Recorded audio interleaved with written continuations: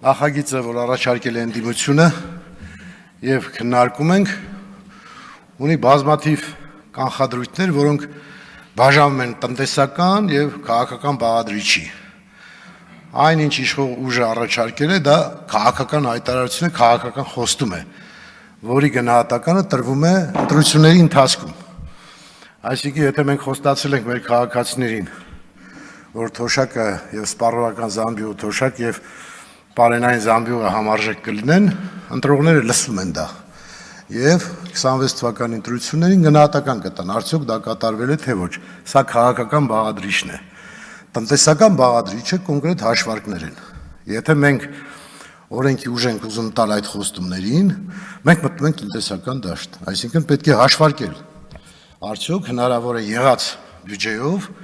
թոշակները բարձրացնել այնքան, ինչքան կցանկանայինք բարձրացնել։ Սա տնտեսական բաղադրիչ է եւ այստեղ հաշվարկային մտածողություն եւ տրամաբանություն է պետք։ Եվ մեղադրել իշխող քաղաքական ուժին, որ իր խոստումները չի կատարում, խոստումների կատարելու գնահատականը տրվում է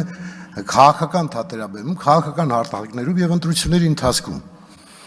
Եվ եթե դուք ուզում եք պարտադրեք, որ քաղաքական խոստումները բոլորը դառնան, հատկապես տնտեսական դաշտում, դառնան օրենքներ, այստեղ մենք շատ լուրջ դժվարություններ կունենանք։ Եվ սա տարածել մյուս բնակավարների վրա, այդ թվում նաև ֆուտբոլի լուրջ չի, որովհետև եթե ֆուտբոլում անհաջող խաղեր կան, եղել է նաև շատ հաջող խաղեր։ Եվ չի կարելի, ասենք, 6-1 պարտություն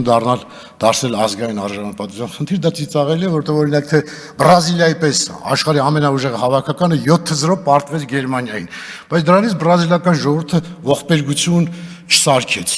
կամ 15-0 Ֆիլիպինների Ճապոնիայից պարտվեց, չեղավ, որ Ֆիլիպինները վերացան որպես պետություն, կամ Ռուսաստանը 16-0 Գերմանիայից պարտվեց, Ռուսաստանը չվերացավ աշխարհից։ Մեր սրանք հարցեր են, որոնք անընդհատ եղել են եւ լուրջ չի դա վերածել քաղաքական բանավեճի։ Այսինքն ի նկատի ունեմ, եթե մենք այս տրամաբանությամբ ենք ետում նաեւ տնտեսական հարցերի քննարկմանը, մենք տեղ չենք հասնի, սիրելի հայրենակիցներ։ Իհարկե գերադասելի է, իհարկե ընդդիմությունը մեծ ու լավ ցանկություն ունի, որ մեր կենսաթոշակառուները ստանան արժանապատիվ թոշակ։ Չկա մի հայ մարդ, որ չուզենա, որ մեր թոշակառուն ստանա $1000 թոշակ։ Չկա դից մարդ։ Բայց պետք է նայես քո հնարավորություններին։ Եթե չունես այդ հնարավորությունը, օրենք ընդունես, ինչ կփոխվի։ Եթե դուք ուզում եք, որպեսզի օրենք ընդունվի եւ օրենքը չկատարի իշխող քաղաքական ուժը, դուք էլ մատնացությանը կասեք, այ տեսեք օրենք եղավ, օրենքի չկատարեցիք, կարող եք ասել առանց դրա, կարող եք ասել ձեր խոստումը չեք կատարել։ Բայց պետք է մենք ավելի շատ ոչ թե ամբիցիաներ անենք կամ քաղաքական միավորներ հավաքենք, այլ փորձենք իսկապես մեր ժողովրդի համար բարեկեցիկ կյանք ապահովել եւ արժանապատիվ թոշակ։ Շնորհակալություն։